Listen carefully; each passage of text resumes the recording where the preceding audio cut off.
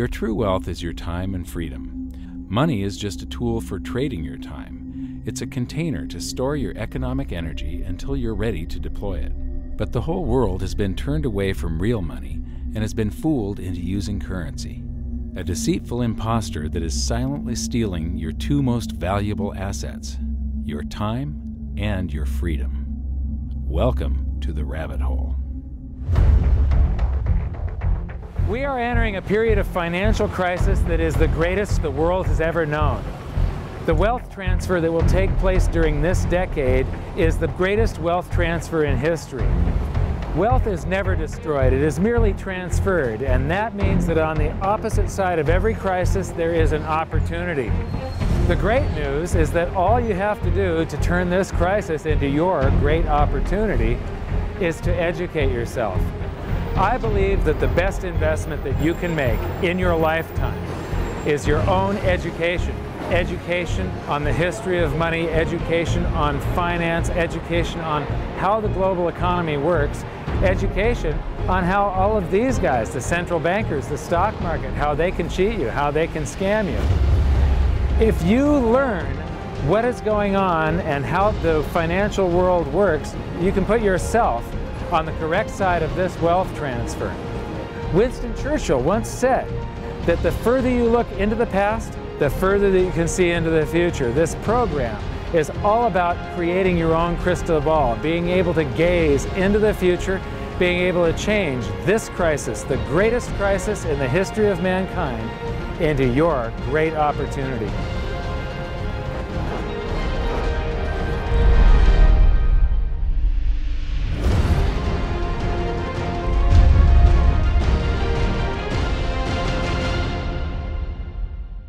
The hidden secrets of money, some of them are hidden in plain sight. They're like right in front of you. The way the monetary system works is something that isn't actually hidden away from all of us. It's out in the open, but it's complex and people just they can't see how it works. It's hard for them to imagine that we're living in such a hoax. Others are meant to be secret, but the truth is slowly coming out, like the Federal Reserve being a private corporation and not really part of the U.S. government. But when I started studying this, what I found was that there was no place that I could point people to where they could get it all in one spot. And so I basically decided to write my book about it and consolidate monetary history, economics, the markets, fundamentals of gold and silver. There's a lot of smoke and mirrors in economics, and I've sort of made it my job to lift the fog for people.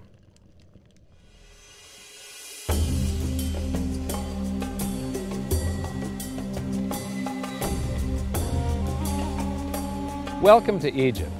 This is where it all began. Roughly 5,000 years ago, the Egyptians started using gold and silver as their predominant form of currency. But it was not yet money. The pieces of gold and silver that they were using were odd sizes and weights, odd purities, so it still was not interchangeable, where each unit is the same as the next. This meant that nothing really had a price yet. You couldn't put a price of so many coins on something because they didn't have coins yet. Trade was still difficult. It was still a guessing game when it came to the exchange of values.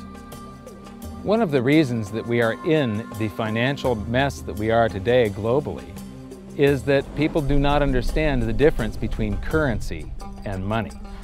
Currency is a medium of exchange, a unit of account. It is portable, durable, divisible, and something called fungible. Fungible means that each unit is the same as the next unit. A dollar in my pocket buys the same amount as a dollar in your pocket. Money is all of those things plus a store of value over a long period of time. Even financial planners, bankers, your accountant, they don't understand the difference between currency and money. The currency in your pocket is a medium of exchange. It's a unit of account because it's got numbers on it. It's somewhat durable, it's portable, it's divisible in that you can make change, and it's fungible. A dollar in my pocket buys the same amount as a dollar in your pocket. But because governments can print more and more and more of it, and dilute the currency supply, it's continually transferring wealth out of your pocket, out of your bank account, to the government and to the banking system. The reason that gold and silver are the optimum form of money is because of their properties. It's an easy medium of exchange because gold and silver store a large amount of value in a very small area. It's a unit of account. Pure gold has the same value all over the planet. So an ounce of gold buys the same amount here in Egypt as it would in China or in the United States. It's durable. The same gold that Egyptians were using in trade 5,000 years ago is still here with us today. It does not corrode. It's divisible. You can make change with it. It's very portable. You could use something like oil as money. It's just that you can't carry around a barrel of oil on your back. It's fungible. Pure gold is the same wherever it is on Earth. Pure silver is the same wherever it is on Earth.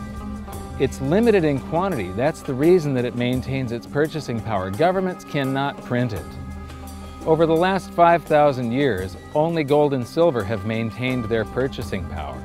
There have been thousands upon thousands of fiat currencies, currencies that are unbacked by gold or silver, and they have all gone to zero. It's a 100% failure rate. Well, fiat currency, of course, is a currency that exists at the dictate or by fiat from a government. You see, they have their printing presses, and the paper money rolls off the printing presses. And then they give it the fiat designation, which makes the currency official. It's just worthless paper. But when Ben Bernanke gives it the special sign, and they have the cult meeting at the Federal Open Market Committee meetings, it suddenly becomes currency. If you look at what's really going on, it's a con game. And so there's confidence. Well, the Federal Reserve is very forthright about what they're doing. If you read their websites, they'll tell you it's a confidence game. They tell you that there's no intrinsic value in their money. They'll tell you that they print it backed by absolutely nothing. They actually display all these facts. But if you tell somebody in the public that this stuff is created out of thin air, there's no backing whatsoever, it's absolutely worthless, it's about as valuable as monopoly money, they'll look at you like you're nuts. Is there an example throughout history of a fiat currency, a piece of paper that's unbacked by anything, surviving? Short answer, no. Long answer, no. And here's why. When Addison Wiggin took over at the Daily Record, when they got cranked up, Bill Warner asked him to catalog all of the fiat currencies throughout history and what happened to each of them. Addison dutifully went to work. Within a short period of time, he had gone through the alphabet. All the fiat currencies that started with the letter A were done. They all went to zero. He was halfway through the letter B, and all the fiat currencies that started with the letter B, and there were 600 of them in just the first letter and a half of the alphabet, and every single one of them went to zero. Every one. 600 fiat currencies that start with the letter A, and half of the ones that start with the letter B are 600 of these things. Not one ever came close. You think this one, the United States dollar, is going to be the first one after all that? I don't think so. No. No currency, fiat currency has ever survived. None. The thing about money is there actually is a fairly well accepted definition of what money is. The question is, as you apply that definition to particular things that people claim to be money, do they fit the definition? We'll just take the paper dollar, for example. How well does it perform those functions? Well, store of value. The dollar has lost 95% of its purchasing power since the creation of the Federal Reserve in 1913. So not very good as a store of value. One of the things I do is just a way to get the audience's attention is I have a slide, and there are 3 pictures on the slide. One is a pile of monopoly money. The other one is a pile of Federal Reserve notes, what Americans would call paper money. The other one is a solid gold American Eagle 1-ounce coin. And the title of the slide is, which of these is not like the other? And if you know the show Sesame Street, or you have children who watch it, it's one of the favorite vignettes in Sesame Street. And what it really is a kind of IQ test for 5-year-olds. They're supposed to look at the 3 things and look at characteristics and find the one that's not like the other. Well, I've shown this slide to groups of Ivy League University professors, and I've also shown it to, children, kind of 5 years old, my nieces and nephews and so forth. And when the professors look at it, they say, well, clearly the dollars are not like the others because gold has no role as money, and monopoly money is junk, and the American dollar is a store of value, so that's not like the other. But the children look at it and they say, well, the gold coin is not like the other because the other two are just piles of paper, and the gold coin is clearly something different. So my question to the audience is, who's smarter, a 5-year-old or an Ivy League professor? Before World War I, each note that a treasury issued would say that there have been deposited with the United States Treasury $20 in gold coin payable to the bearer upon demand. The money was in the vault. The currency was a note they gave you that was a claim check, only a claim check on the money, the same as if you go to the dry cleaners and you give them your shirt and they give you a claim check for your shirt.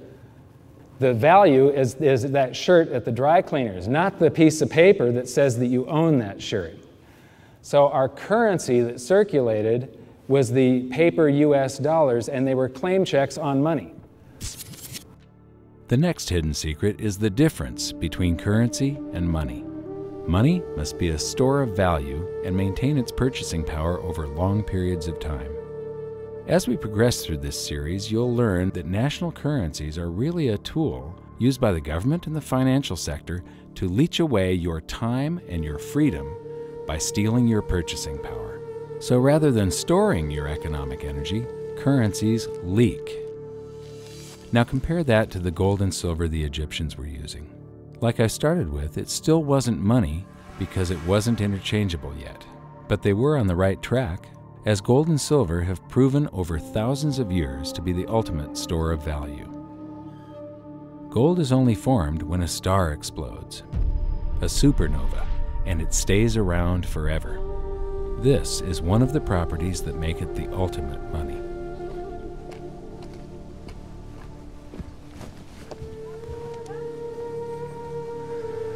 People are amazed that after 5,000 years, the pyramids are still here. But what I'm more amazed at is that the currency that the people that built this were using, that currency, that gold and silver that they were using in trade on a daily basis, is still around today. It may have been melted down and re-refined, and it's in a coin or a bar or in some piece of jewelry, but it's still with us today, and it still purchases something. Yes, it is the ultimate money because there is nothing else even in the same league.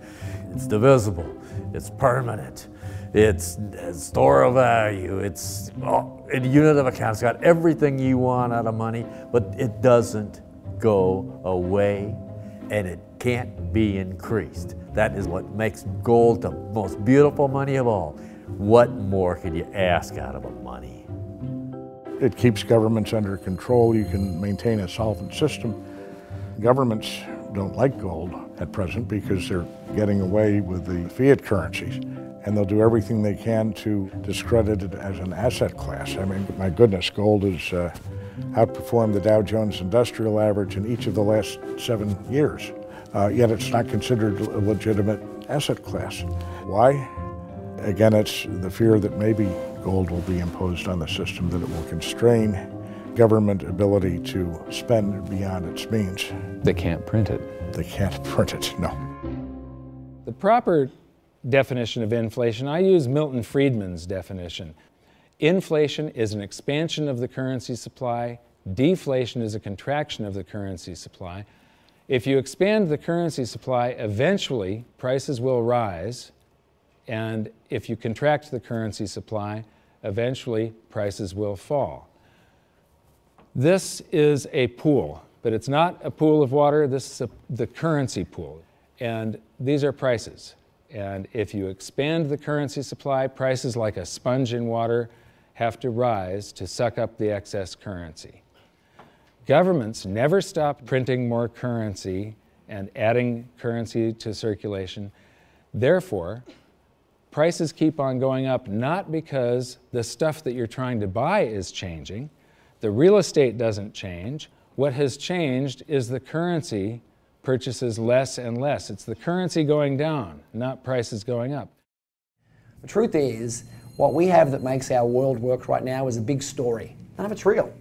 It's all just promises. And if you think about it, that's how currency began to work in the beginning. You know, before we had currency, we had barter. I'll give you 3 coconuts and you give me 4 fish, because that's kind of a fair exchange on coconuts to fish. But that got complicated, so we had to invent this thing called money to be a divisible, portable medium of exchange. And the challenge is that we lost that a long time ago when we lost having things of value be our currency. And now we have this thing called numbers and accounts. But trust me, it is not real. It's a big made-up story. One of the biggest make-believe stories ever is called quantitative easing, which sounds complex, but it's really just a smoke and mirrors term for currency creation. QE started with the banking bailouts back in 2009. This currency was created out of thin air and then given to the banks, who paid themselves record bonuses in reward for crashing the world economy. This is a global phenomenon, but all you have to remember for now is that whether it's QE bailouts or stimulus programs, these are all just voodoo, hocus-pocus terms for increased currency creation.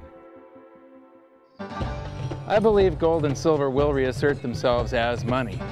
And when they do, there just isn't enough, and their purchasing power is going to go up many, many, many times. Egypt is an amazing place. There's a franticness about it, and utter chaos, especially like the traffic. But when it comes to like all of the merchants that are trying to get every last dime out of you, you get fleeced to the point where you come back with an empty wallet. But you know what? They're amateurs compared to Wall Street. In the past several years, I've spoken in many countries about the crisis that's coming, and a lot of people think that they're going to be okay in their country, that it's only going to happen to the United States or maybe the United States in Europe.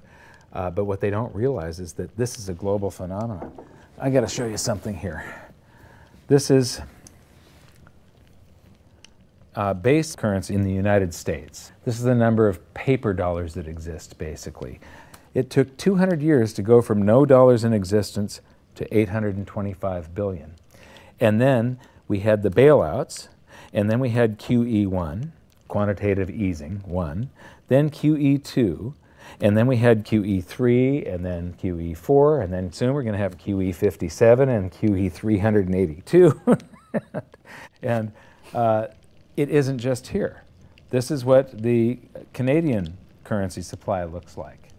This is Australia, South Africa, Russia. Now, this starts out in just the year 2001, and this is like 18 times more currency in existence in a little over a decade. Here's Singapore, same story. Look at that, since the crisis, just bam. India, China, every government on the planet is doing this insane deficit spending and expanding their currency supplies, doing bailouts, and history shows that there is no example of this turning out well. It is sometimes amazing that we haven't experienced more inflation than we have. If they keep expanding the money supply so vastly, why aren't our prices growing faster than they really are? And the answer is that a good chunk of the money that the Fed created has been shipped overseas. I remember early in my research, I heard this expression that the Americans have exported their inflation. I thought, what is that? How can you export your inflation? Put it in a box and send it out? What do you do? Well, now I understand. You export your inflation by simply sending all these dollars that you created to these other countries, and then they send you their refrigerators and their cars and whatever, their TV sets. So you get hardware, and they get little pieces of paper. It's a great deal for the American people for a while. For a while. Sooner or later, all of those pigeons come home to roost.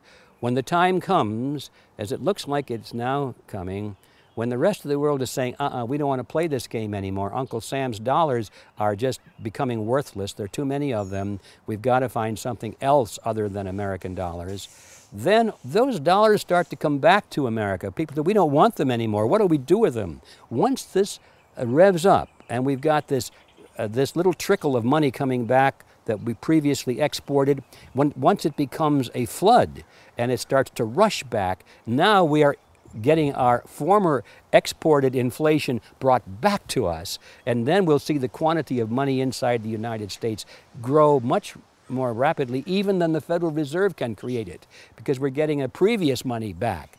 And that's when we will really see the tanking of the US dollar in terms of what it will buy. During the second round of quantitative easing, global food prices went up 60%. And this created a humanitarian disaster for the 2 billion people on Earth who live on less than $2 a day. These people were hungry to start with, they became hungrier, and some of them started overthrowing their governments in North Africa and around the Middle East. So quantitative easing was the spark that ignited the Arab Spring. So that's it. When you create money, you get some sort of inflation. It just depends on where the inflation goes. It's all going down, down, down. Peasants are reeling from a game of coins and crowns. Given the premise that you have a permanent underclass or poor class, and how does inflation affect them disproportionately, it affects them basically in the percentage of their income that goes to food. And we see this as a ratio, and we know that there are some danger points. For example, in Egypt recently, once that ratio got to 40% of income going to food and the price of food rising due to inflation, when it got to 40%, that's historically a point where people actually stage a revolution. That's exactly what we saw. The French Revolution, similarly, was all around the price of food getting to a certain critical point where people simply, the risk-reward for revolution was favorable toward revolution. When they print it up, then it all goes down. Well, exactly right, because when you have a runaway inflation, it's punishing the very people who are most productive in society. In other words, the people that produce more than they consume and save the difference. The problem is that those productive people, the savers, save in their national currency. And unfortunately, the national currency is just a fiat piece of paper at this point. So when it's destroyed through runaway inflation, that $100,000 that you were hoping to retire on doesn't exist. And the things that you were going to buy with it and provide for others don't exist either. Now what are you going to do? So that all seems pretty scary. However, this is going to happen, and you can only play the hand that you're dealt. But the great news is that gold and silver always end up doing an accounting of the expansion of the currency supplies. Basically, the will of the public and the free markets. When governments do this kind of stuff to their currency supply, they debase it. Eventually it comes back in inflation. People sense the loss of their purchasing power. They rush back to gold and silver, and they bid the value of the gold and silver up in the country until it meets or exceeds the value of all the currency in circulation. This is a process that's been going on over and over again throughout history, except this time it's happening on a global scale. It has never before happened in all countries at once. And that means that this is the greatest wealth transfer in history. Therefore, it's the greatest opportunity in history, and it's not going to happen again in your lifetime. So now we've learned that your true wealth is your time and your freedom. Money is a trading tool that stores the economic energy that is your time and freedom, whereas currencies leak them away. Gold and silver are the ultimate money simply because of their properties. Fiat currencies are based solely on confidence and always return to their intrinsic value of zero. Governments don't like gold because it imposes restraint. Rising prices are a symptom of an expanding currency supply, and gold and silver always account for an expanding currency supply. So that's it for this episode. Join me next time as we begin to investigate how monetary history just repeats and repeats, and how gold and silver always win the battle between currency and money. Until then, my challenge to you is to stop calling currency money. It's a crucial first step towards setting your mind free of all this economic voodoo and changing your context. You can learn more by watching the bonus features on our website, and if you have any questions, you can post them there, and we'll answer some of your questions in future bonus features. So good luck, thanks for watching, and we'll see you next time.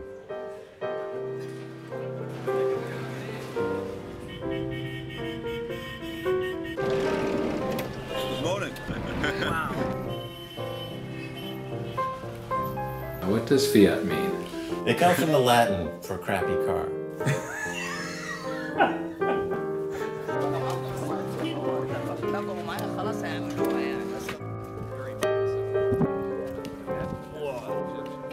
In the desert in a suit.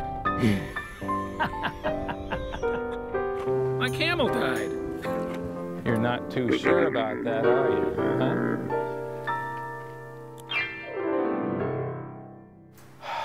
I am ready for a good long nap. Hi, welcome to this bonus feature for the very first episode of Hidden Secrets of Money. And this is currency versus money. So that's the major topic. The world is going to have a new monetary system in this decade that we're in. We're going to experience this huge deflationary crash around the world, and people will just lose confidence in currency. And what do they always go back to throughout history? Time after time, for the last 5,000 years actually, they always go back to gold and silver. We are entering a period of financial crisis that is the greatest the world has ever known. The wealth transfer that will take place during this decade is the greatest wealth transfer in history. Wealth is never destroyed, it is merely transferred, and that means that on the opposite side of every crisis there is an opportunity. The great news is that all you have to do to turn this crisis into your great opportunity is to educate yourself. I believe that the best investment that you can make in your lifetime is your own education. Education on the history of money, education on finance, education on how the global economy works, education on how all of these guys, the central bankers, the stock market, how they can cheat you, how they can scam you. If you learn what is going on and how the financial world works, you can put yourself on the correct side of this wealth transfer. Winston Churchill once said that the further you look into the past, the further that you can see into the future. This program is all about creating your own crystal ball, being able to gaze into the future, being able to change this crisis, the greatest crisis in the history of mankind, into your great opportunity.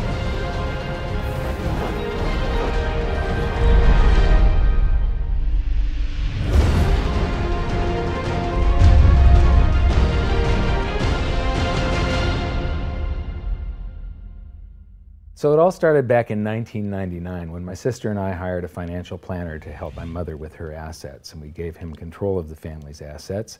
And in the next year and a half, he lost 50% of what she had. You know, he would come to us every 6 months. We'd have a meeting, and he'd have this smile on his face, just ear-to-ear smile, going, "We did really well. The S&P lost 24%, and you only lost 18." And so I fired him, and I moved all of her assets to cash, and I dove into studying the financial markets, which led me into studying the economy. And when you start reading about the global economy, the people that are concerned with trade deficits and budget deficits, it's the hard money advocates, the gold community.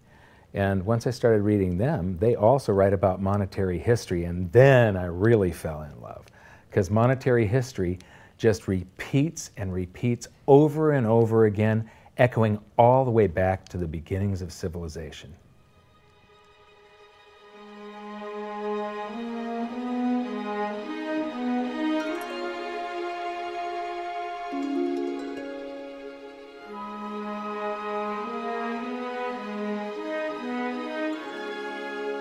Gold and silver have been the predominant currencies for about 5,000 years, but it wasn't until somewhere between 680 BC and 630 BC that they became money. That's when they were minted into coins of equal weights somewhere in Lydia, where each coin was the same size and had the same weight. This made them interchangeable. It's called fungible. At that point, they became useful as a unit of account, a measurement. You could price a good or a service in those gold or silver coins in a certain number of them. And it was always the same for anybody whenever they were buying that good or service. But it wasn't until they made their way to the world's first free market society, the prototype of democracy, the cradle of civilization, Athens, that they exploded in use. Suddenly, money found its natural home, the free markets. Athens was the first society to have a working tax system and free markets. This enabled them to rise to the pinnacle of civilization. Their prosperity allowed them to create great works of art and achieve a level of architecture and engineering that the world had not yet seen. Here we are 2,500 years later, and people are still in awe of their achievements. It was truly a fantastic period in human history, and the Athens star shone brightly for many years. So this begs the question, what went wrong? How did such a great and powerful civilization fall? The answer lies in the same pattern that we see throughout history: too much greed and too much war. It was when the Athenians got involved in the Peloponnesian Wars, a war with Sparta, that their monetary problems began. First, they lost access to their gold and silver mines. They were also paying armies that were on foot, and they were miles and miles away from Athens. So as they pay their armies to buy goods and services from the local populations, a deflation occurs in Athens because they're sending all of their coinage out of the city. Then they started debasing their coinage to pay for the war. If you take in 1,000 coins in taxes, and then you melt those down, those gold coins, and you mix 50% copper into your gold, now you can mint 2,000 coins. So if you take in only 1,000 coins, but you spend 2,000 coins, what is that called? That is deficit spending. Athens began to do that during this war with Sparta. They also had these great public works, which were very expensive, and they finished the Temple of Athena Nike during the truce in the middle. There was a 6-year truce in the middle of this 27-year war. So they didn't stop their great public works and allow their market economy to heal from the expense of this war. As they debased their coinage, people would take the new debased coins at face value at first, until there were a whole bunch of those. And there's something called Gresham's Law, where people tend to save to keep the thing that's rare, and they spend the thing that's common into circulation first. So all of the gold and silver coins started to disappear from circulation and become quite rare, and it was just these copper coins. Suddenly, it took a whole bunch of copper coins to buy a gold or silver coin, one of those old gold or silver coins. This is the first time that gold or silver ever had a price. Before that, everything was measured in a weight of gold and silver. So a large factor in Athens' downfall was the expense of war, the expansion of empire, the debasement of their currency, the eventual inflation that was caused. You know, they minted these coins until they became nothing but flecks of copper. This was actually the world's first hyperinflation. And what it did was it financially debilitated Athens to the point where in 404 BC they surrendered to Sparta. And eventually they became nothing but a satellite of Rome. The thing that amazes me is how history just keeps on repeating and repeating and repeating, and we never learn from all of our stupid mistakes. We just repeat the same stupid mistakes over and over and over again. Today we are doing the same thing that the Athenians did that caused the loss of their great culture. We're doing the same currency debasement. We're doing the same deficit spending, and it's for the same reasons. It's for war and it's for great public works. The interesting thing about the Peloponnesian War was how it started. I would say one of the interesting parallels is that it started really with Athens at its height and with a level of hubris that set them down the road towards ruin. Perhaps they felt that they were, superior, couldn't make a mistake, exactly. They knew better. Exactly, and they ended up destroying their society as a result. It's a road that we're going down today, right? I think absolutely. Yeah. There was a play written shortly after the Peloponnesian Wars about the worthlessness of the copper flecks that were their coinage at the time. So we go from gold and silver, very high value money, to a currency that has a face value. And it's the first example that I can find in history where a war and great public works were being funded through deficit spending. What you've just seen is the first recorded example of one of the most predictable hidden secrets of money, the 7 stages of empire. It's a long-term cycle that echoes throughout history right to this very day and is basically a societal pendulum that swings from quality money to quantity currency and back again to quality money. It always plays out in 7 stages. It always ends with gold delivering a knockout blow to debased currencies. And it goes like this. Stage 1. A country starts out with good money, which is either gold or silver, or it's backed by gold or silver. Stage 2. As it develops economically and socially, it begins to take on more and more economic burdens, adding layer upon layer of public works. Stage 3. As its economic affluence grows, so does its political influence, and it increases expenditures to fund a massive military. Stage 4. Eventually, it puts its military to use, and expenditures explode. Stage 5. To fund the war, it steals the wealth of its people by debasing their coinage with base metals, or by replacing their money with currency that can be created in unlimited quantities. Stage 6. The loss in purchasing power of the expanded currency supply is sensed by the population and the financial markets, triggering a loss of faith in the currency. Stage 7. A mass movement out of currency into precious metals and other tangible assets takes place. The currency collapses, and gold and silver rise in price as they account for the huge quantity of currency that was created. This process transfers massive wealth to those who had the foresight to position themselves beforehand in real money, gold and silver. You know, our monetary system basically steals from the poor and middle class and transfers the wealth to the banks. We see this throughout history, and it's just repeating over and over again. What's happening in Greece right now is basically the same thing that was happening back in 407 BC.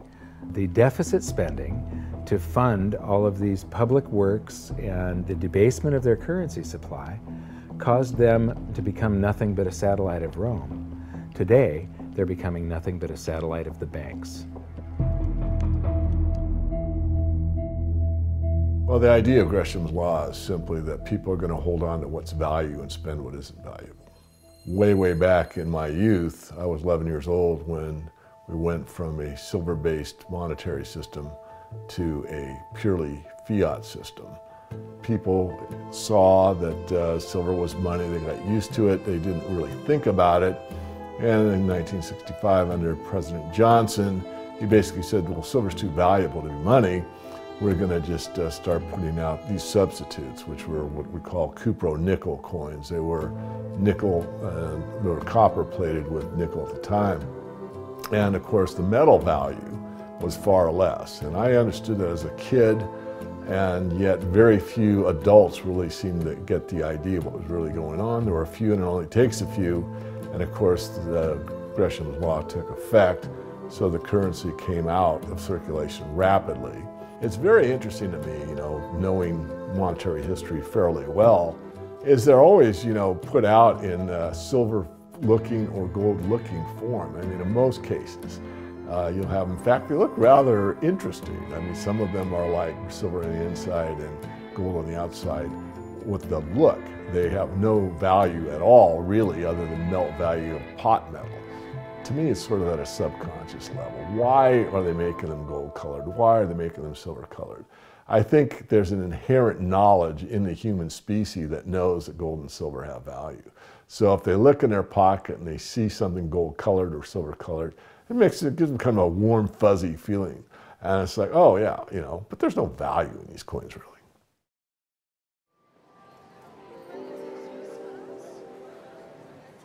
The next question is, how does this affect you? My next stop was in London, where I'd been asked to give a presentation to a group of businessmen. They wanted to understand the reason that gold had surged recently, and I explained to them that to understand gold, you have to understand monetary history. Once you see where we've come from, you can get a much clearer understanding of how the 7 stages of empire are playing out right now.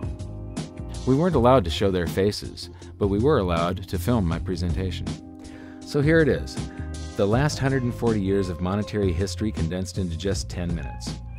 Keep the 7 stages of empire in mind, and as you watch this, see if you can recognize the signs. Everybody thinks the US dollar is still as good as gold, and it hasn't been since 1971. This is the world monetary systems. From 1873, when Germany went on the classical gold standard, where each unit of currency is backed up by an equivalent amount of gold in the treasury. In the United States, $20 bill, $20 gold piece in the vaults. Go into any bank, slap down your currency, which was a receipt for money, a claim check on money, ask for your money, gold and silver, and they would give it to you. So this shows, this is currency, this is money. Otherwise, there was no reason for any government to store gold in their vaults and then print this currency that was backed by gold. This is what gives confidence in that, and it gives governments the ability to start this scam in the first place, where they print these receipts for gold, and then they can print more of them than gold that exists. And that happened when we got to World War I, and all the combatants stopped redemption rights. You could no longer go in the bank and trade your pounds, lira, marks, francs, no longer redeemable in gold, and they lit up the printing presses and started printing like crazy. Then between the wars, they went on something called the gold exchange standard, where currencies would be backed partially by gold. So in the United States, under the Federal Reserve Act of 1913, the Federal Reserve was allowed to put $50 worth of claim checks on gold, currency in circulation, backed up by only $20 worth of gold. So it was a 40% reserve ratio. For every $20 gold piece in the vault, they could put $50 in circulation. We're the dollars of the nation on parade. We're the biggest batch of dollars ever made. Oh, we used to march by millions, but now we march by billions, and maybe we'll be trillions for your dead. We're the dollars. Then we get to 1944. Now, during both wars, Europe paid the U.S. with gold. During World War I, the U.S. didn't get into the war until the very end of it. We didn't really have troops on the ground here in any quantity until the last 6 months of the war. So for the first 4 years or so, we're selling you all of, you take all of your young men off of the farms and turn them into soldiers. You take your factories that make toasters and they start making machine guns. Your factories that made cars are now building tanks. And so you turn your economy toward war, and all of your consumer goods and your grains had to be imported from the United States, and you paid us with gold. Then in World War II, Hitler starts saber rattling in 1936, annexes Austria in 38, invades Poland in 39. Pearl Harbor wasn't until the end of 1941. We didn't have troops on the ground until, I believe, August of 42. So again, there's like 6 years where you're paying us with your gold and we're selling you stuff. This is where Americans have this myth that war is good for the economy. War is good for the economy if you're not in it and you're selling them the tools of the trade. Yes, America's national income gets bigger and bigger. In 1943, it was $142 billion. That was double the 1939 figure, triple the figure for 1933. But by the end of World War II, the U.S. had 2/3 of all the world's monetary gold, the central bank gold, and the rest of the world had to share the other third, and Europe had none. So the world monetary system was no longer going to work. It would collapse. But we had made all these loans of dollars to Europe, so Europe was flooded with dollars. And so representatives from around the world met at Bretton Woods, New Hampshire in 1944. They came up with a new world monetary system called the Bretton Woods system, where every currency on the planet, with the exception of just a few, they would be backed by the US dollar, and the US dollar would then be backed by gold at $35 per ounce. This gave confidence to all currencies. So this gave the world stability, and it pegged all the world's currencies to each other through the dollar to gold. So there was no such thing as the Forex. Currencies didn't float. The exchange rates were fixed year after year, and this helped to make world trade boom. Then the dollar standard starts because we kept on printing dollars. Under the Bretton Woods system, there was no reserve ratio established where the US actually had to have a certain amount of gold for how many dollars we created.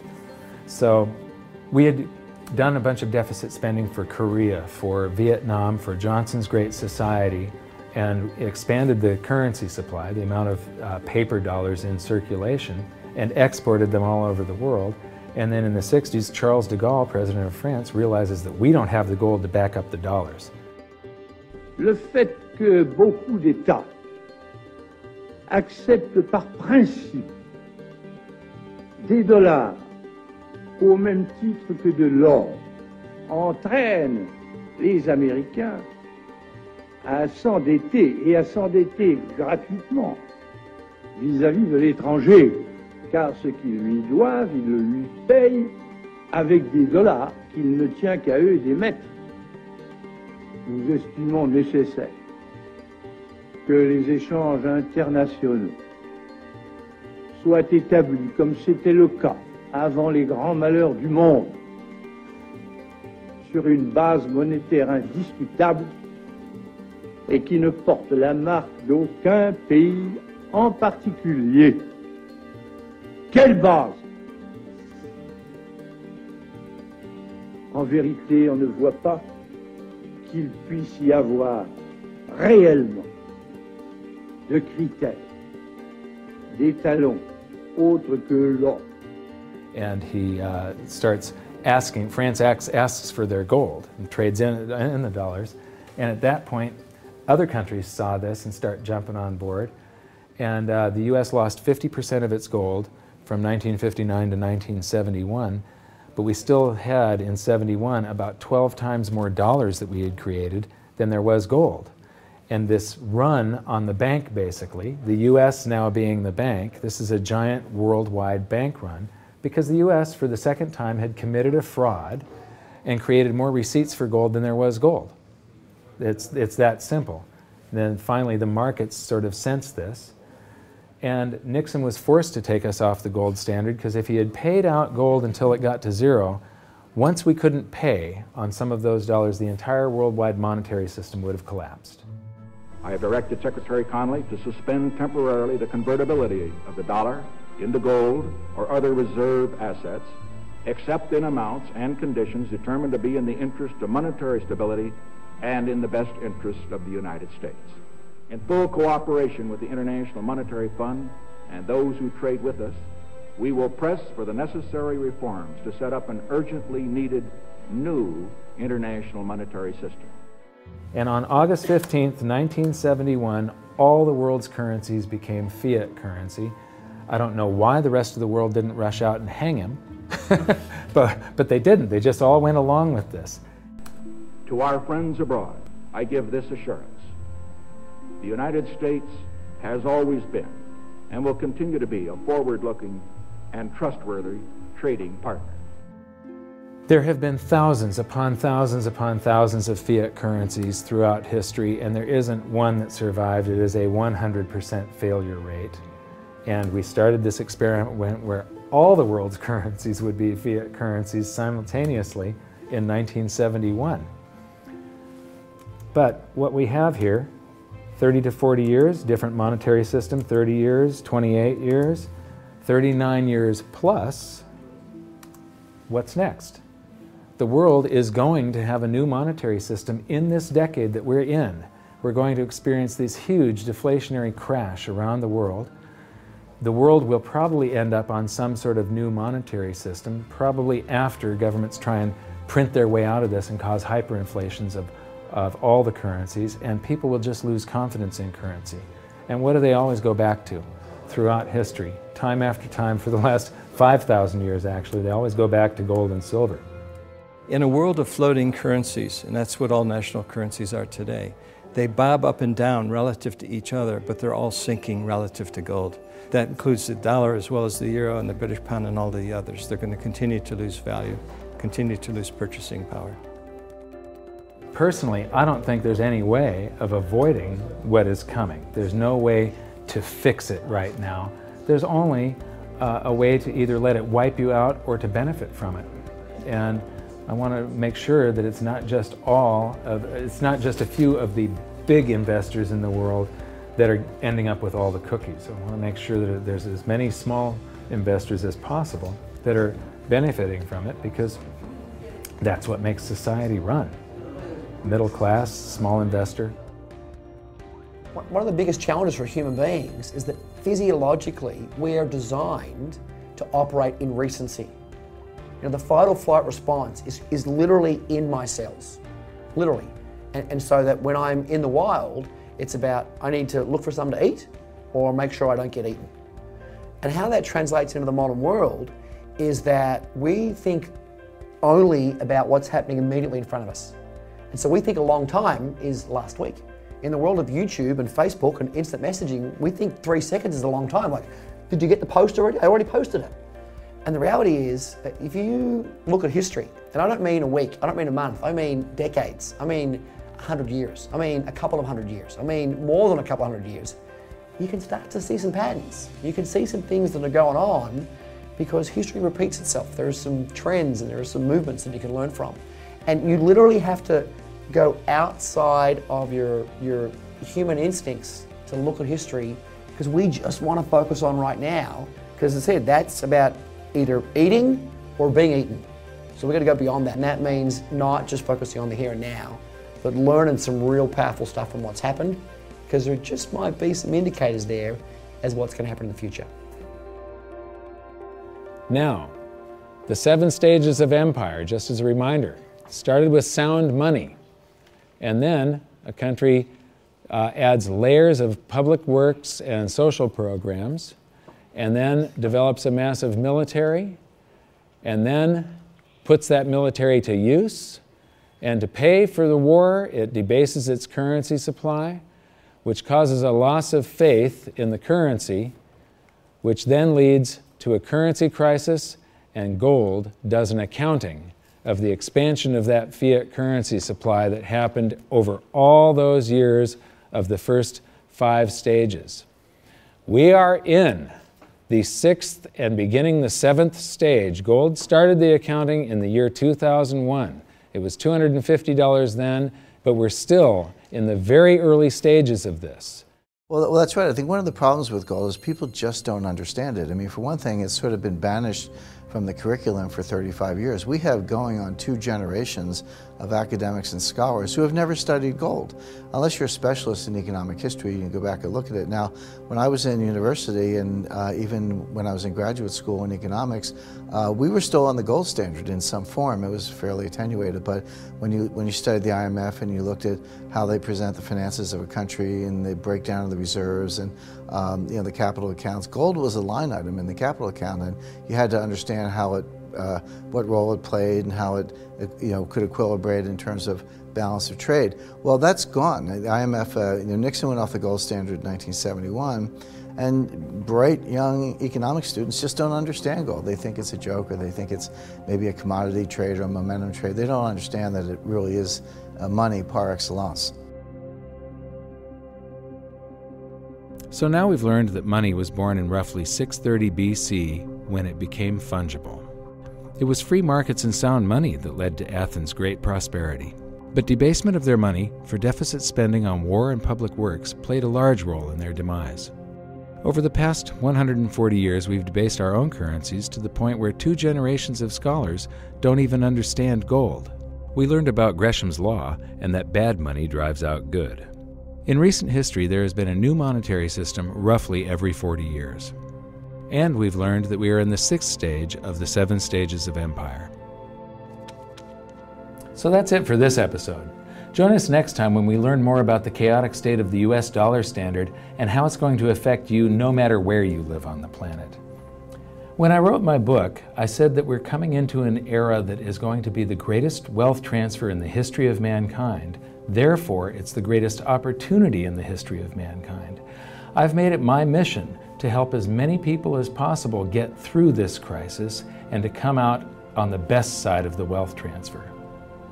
I've just finished filming an exclusive presentation titled How the 7th Stage Will Unfold, where I detail what I'm doing personally to prepare for a range of scenarios. It's available at hiddensecretsofmoney.com as part of your free information toolkit. So my challenge to you for this episode is to try and find a single example in all of monetary history of a crisis that was brought on by too much deficit spending, too much debt, and too much currency debasement being solved by more deficit spending, more debt, and more currency debasement. Until then, good luck, and I'll see you at the bonus presentation at hiddensecretsofmoney.com. Thanks. You bet. There is no other side. You're either silver and gold or you're doomed. That's exactly the way the world is always working. That's the way it's working right now. Turn on television, watch with the price of gold. Look at the dollar going down, gold's going up, silver's going up. That's exactly the way it's always worked, and it's always worked that way, and it's working that way now. And why is anyone surprised? Why is anyone surprised? It's always worked like that. For the past 5,000 years. That's right, 5,000 years in a row, it's worked exactly that way. It's happening that way now, and ooh, wait a minute here. Weird, beyond weird. Mike Maloney's Hidden Secrets of Money is made possible by the clients of goldsilver.com. Your continued loyalty and support allows us to educate the public on how to both protect themselves and benefit in the turbulent times ahead. To all goldsilver.com customers, thank you. Hidden Secrets of Money would not be possible without you.